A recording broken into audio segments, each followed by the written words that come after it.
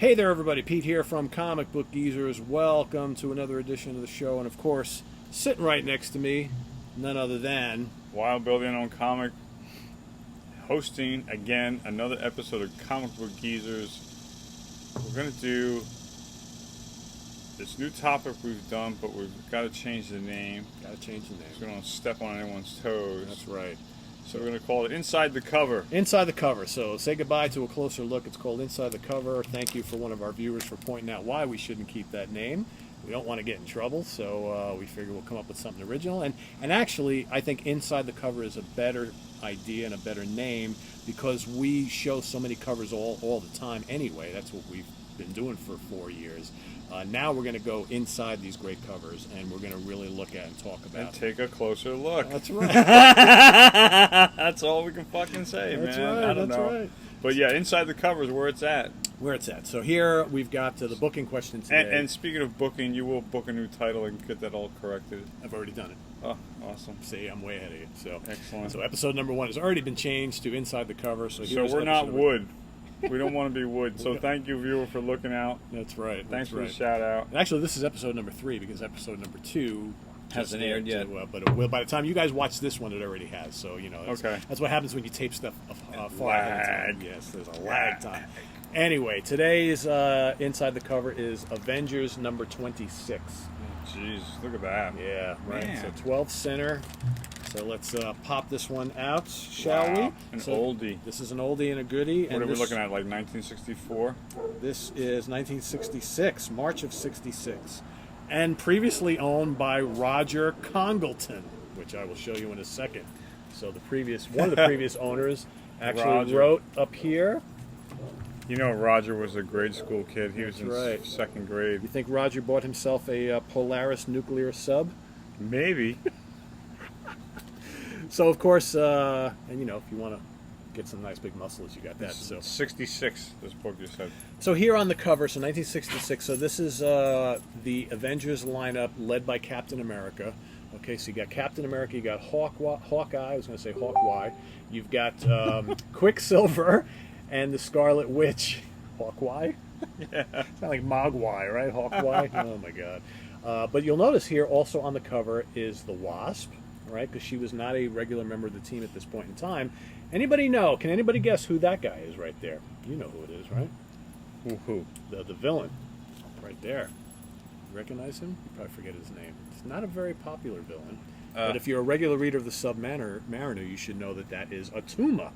Really? Yes. That was too much of a close-up for me to get it. Yeah. To figure it well, out. yeah, because you're used to seeing his whole body. But yeah, and we're not used to seeing Attuma away from name of the Submariner comics, right? But here he is in the pages of the Avengers. The Avengers face. So how this starts out, this is I find these early Avengers, and specifically this lineup, which is probably one of the weakest lineups ever, to be really humorous because early on they make Hawkeye out to be like such a dick. Really? He's such an unlikable character. He's so disagreeable, huh? He is, and he's just so full of himself, and he just doesn't understand that he's just a guy who slings arrows, right? And he's constantly, like, barking back at Captain America, and Captain America, just wants to take his block off. Like, why do I have this guy on this team? So here, Cap calls everybody, Avengers assemble. We've got this new bit of tech we need to show everybody created by Tony Stark. That will allow us to get in touch with each other a little bit easier. And it's funny how, like, back in the day, you talk about, like, leaving voice messages and all this sort of stuff. This is 1966. So the stuff that we take for granted now was not even in existence back then. So, Stan Lee and the crew at Marvel were really good at, like, talking about and showing you these weird gizmos and inventions that now are, like, commonplace, but back then not so much. So here is Cap or Steve Rogers trying to explain to them this new bit of tech, and Hawkeye is not paying attention. He's swinging from the rafters and all this kind of stuff. So I want to read you some of these lines right here. Swinging from the rafters. So he's trying to do this, and all of a sudden Steve goes, "Yes, it's a pity he has no superpower too that he might join the Avengers." He's talking about Tony Stark, and he goes, "Hold it, where's Hawkeye?" And Hawkeye says, "Right up here, Curly. A guy's got to do something to stay awake while you make like Mr. Novak." I don't know what that means. And Cap goes, "Look, Big Mouth, I was explaining something important." Sure. You could give the weather report and you'd claim it's a matter of life and death. Anyway, you may have to spell it out to Quicksilver, but me, I catch on fast. And then Quicksilver gets into it and goes and knocks him over, and then it starts this little spat between Quicksilver and Hawkeye before eventually Cap, sets in, and then he goes, now get this, Avenger, and get it straight. You're going to stretch out your paw and shake Pietro's hand, and you're going to do it now, without any grumbling, without any backtalk, or else you're through here, and I mean it. And then he goes, don't go getting your gums in an uproar, Curly. You'd like me to cut up, and I'm not giving you that satisfaction. But that's the kind of jerk that Hawkeye was then. So, through all this, and I've seen this in many early issues in this era, the Scarlet Witch, they always show like the bubble of her thinking, right? And she's always like feeling bad for Steve Rogers because he has to deal with this, and how he seems like such a loner and so on and so forth. But then, gotta show this, right? The ads. Gotta show the ads, right? We got Fantastic Four, Spider-Man, and Marvel collector's item. All right, and this, by the way, this is written by Stan Lee, art by Don Heck. Frank Ray did the inking, the lettering by Artie Simic. So this was basically the regular Avengers crew. Yeah, at this time. So here, we talked about Attuma, right? Who usually you see in Submariner. Well, the first panel of page number, what page number is this? There's no page number. Well, whatever it is. No. There's Subby up in the top. And you can tell that is a picture that was taken from another book, because I'm sure Bill will recognize that is Gene Colan artwork right there. Okay. So they probably took that shot from somewhere else. Superimposed. And then here we have deadline issues. Janet and Hank Pym talking to each other, otherwise known as Ant-Man or Giant Man and the Wasp. So they are off somewhere on this ship. They get an alert that something's going on, so the Wasp decides to leave the ship. Hank's going to stay on the ship to continue whatever experiment they're doing. She leaves. She goes like swimming back to shore, but then all of a sudden she gets captured by Attuma's forces, and they have no idea who she is. So they bring her down to this whatever space, but whatever these underwater things that the Atlanteans and all the underwater folks. Hold on. Yeah. She went swimming when she can fly? I know. I don't understand that. I thought the exact same thing. Look, I mean, here she is. She starts out flying. But no, you're exactly right. She starts out flying, and then all of a sudden, she's swimming. She started off flying and then went swimming? She's doing the backstroke. I said, no, that's what it means. Look, why is she doing the backstroke? But she is flying in the beginning. Right. But why does she start swimming then? I don't know. I mean... she's a lazy ass. I don't know, man. I mean... If I could fly, there's no way I'd be swimming. Look right there, folks. I mean, she starts out flying, and then she's in the water doing the backstroke. I mean, you're out in the middle of the ocean. Inside the cover. Is she not afraid of sharks or I don't know. anything? I would be definitely afraid of sharks. So anyway, she gets captured by Attuma and his legions, and of course she keeps thinking, well, he doesn't know who I am, obviously.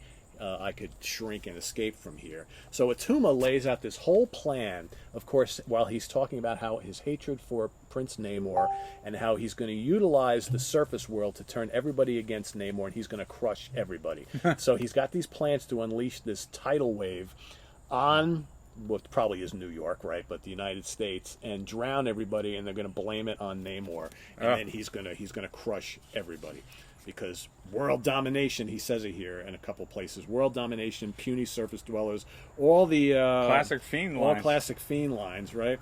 So what she does is they don't know who she is, so they put her in this cell. She shrinks down to wasp size, and she escapes through like a vent, and she goes to the it's like a what do you call it? A electrocommunication, like a radio transmitter thing that they have set up. Why Attuma would need that, I don't know, but there it was. And what does she do? She places a call over the radio to the Avengers, who get the transmission. They're not sure if it is legit or not, but they say, you know what, we can't ignore this. So they're wondering, where is Hawkeye? Where is Hawkeye? Why is Hawkeye not listening to our broadcast, right? So here he is at a nightclub, surrounded by women. And his little Avengers ring that he normally wears, that's where the transmission would come from, falls on the floor. Because he's partying too much? Because he's partying too much, and so they're like, well, screw him, we got to go. So they go without him. They find their way to this place where Attuma and his minions are, and here the battle begins. Without Hawkeye. Without Hawkeye. So you've got Quicksilver, Scarlet Witch, and Cap. Cap is like busting people left and right with his shield. Quicksilver is running rings around him, and the Scarlet Witch is laying down And her no hexes. Thor or Iron Man. No, because they weren't part of the team at this point in time. Okay. So this was like maybe a year where it was just these four. This issue 21? It's issue 27? 26. 26, okay. 26. So we're in the second year of publication. Yeah. Well, actually, starting third year, technically. So the three of them, the trio, are doing a good job on Attuma's minions. So finally he decides to get involved. He's like, you know what, enough. I got to get involved. So he comes in here, and it is proving to be, really tough because, of course, he keeps saying, worthy foul. That's right. I stand toe to toe with the Submariner. What hope do you three have? So he's doing a pretty good job here. So it's a pretty good battle, as you can see. And he gets all three of them out, but here's the kicker. So during this whole battle, the three of them keep complaining that it's really hard to breathe in this underwater lair that he's at because they have the oxygen level so low, it's so humid because they obviously can breathe underwater. So Cap and Quicksilver and the Scarlet Witch are having a hard time fighting because they can't catch a deep breath. I mean, you've ever been down to Florida where it's like so humid you can't even breathe? Been underwater. Well, no, but I'm trying to put in perspective of a really, really humid place. Yeah. Like where it's so hot and humid you can barely breathe. So that's the thing. So then his minions start busting his chops and saying, "Oh, but are you really as bad as you say you are when you're?" They're saying this to Attuma? Yes. So I'll read it to you. He goes, and we have heard whispers amongst the warriors, sire. They say Attuma conquers foes who are already defeated because they cannot breathe our air. What? You dare tell me I am accused of cowardice? I, the mightiest of all? So he's like, give them plastic bubbles around their head with full oxygen, and I'll fight them again. So that's basically what we have right here, okay? And that starts the battle fresh. But now all of a sudden, with better, with oxygen, second breath does help. They're doing pretty good, and they're fighting as a team now. So all of a sudden, the battle starts to sway. So he gave them a second chance. Gave them a second chance, right? So they continue on, but he still proves to be a little bit too tough. Wow. Still proves to be a little too tough. And so here they go. They continue on, all right, battling underwater. He's doing pretty well for himself against the Avengers 3. And then at the last place, so basically he's in the midst of battle. So here's how we leave this, and this is going to be a cliffhanger for the next time we do this. So here, the battle is still going on. All of Attuma's minions are watching. They're holding their own. But then the last page, we go back to Hawkeye, who now realizes that he missed the transmission from them. And of course, he's like, oh, but I could probably use the new tech that Cap was trying to tell me about from Tony Stark, except what? He wasn't listening. He wasn't listening. So now he's like, how do I his work ring is on the floor somewhere. And he wasn't listening when Cap was trying to explain how to use the new voice activation machine. So here he is trying to figure it out. He knows he fucked up. And but then you see two boots standing in the doorway looking on. Who is it? We don't know. We'll find out next issue. And that's ass-kicking boots. That's how we leave his it. Ass. But while you're waiting for the next episode, here we have some new ads. So here we got Hype No Coin, U.S. government surplus stuff. Hypnocoin. Did I say Hype No? Hypno. Yeah. Here comes the Hulk. I always wanted that Hulk shirt back in the day where he's for some reason just holding onto a rope and we don't know why. Right? Because he's pulling something behind him. He's jumping rope. He's pulling a little rabbit on a little board. I don't know. Here we got the cool Avengers Assemble page with the letters of approval. Last but not least, Record Riot. 60 smash songs for $2.98. Oh man, you can't beat that, right? What a bargain. That is, especially for 1968. And we've heard you guys. We know you guys love seeing the ads in the issues as we're going through them. So there you have it. So Avengers number 26 to be continued on number 27. So stay tuned in a couple of weeks for part 2 of this particular one. But before then, Bill's got another one for you, so which will be premiering next. So take care, everybody. Thanks for watching. Go through the spiel. Thanks for being here. Thanks for your support and your subscriptions. Yes, please tell your friends about Comic Book Geezers if you like comics and they like comics. And click the like button, please, and the notification bell so you can be kept in the loop every time we got a new video. As always, thanks for being here. We'll see you next time with more Comic Book Geezers. I'm Wild Bill saying take care. And I'm Pete. Thanks for watching, guys. See you real soon. Take care. Bye-bye. Bye.